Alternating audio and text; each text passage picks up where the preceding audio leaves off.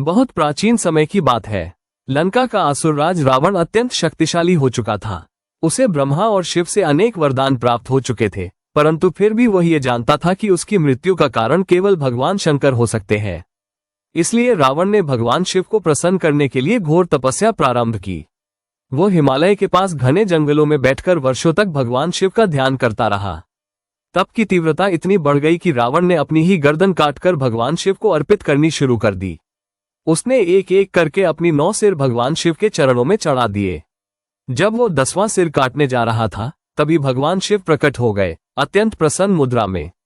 भगवान शिव ने रावण को जीवित किया और पूछा, वर मांगो रावण।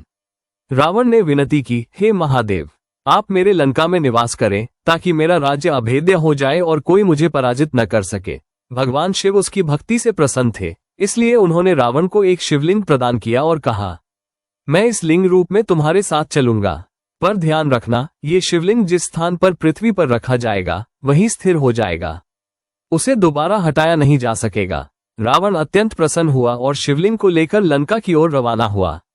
परंतु देवताओं को चिंता हो गई, यदि शिवजी लंका में स्थापित हो गए तो रावण और अधिक शक्तिशाली हो जाएगा।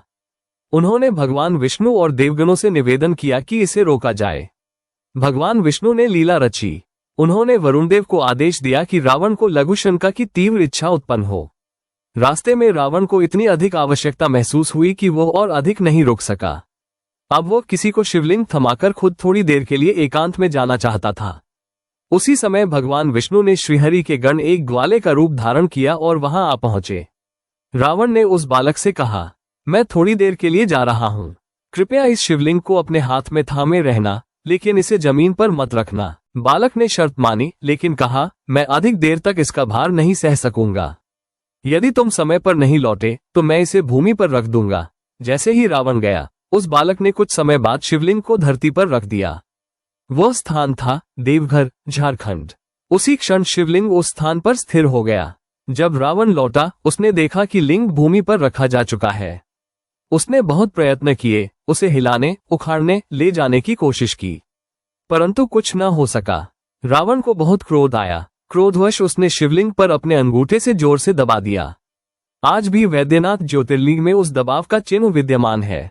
भगवान शिव ने वहां स्थायी रूप से निवास किया और तब से वह स्थान बैजनाथ, वैद्यनाथ या बाबा धाम कहलाया। कहा जाता है कि यहाँ शिव स्वयं वैद्य के रूप में विराजते हैं, रोग, कष्ट और पापों को हरने वाले रूप में।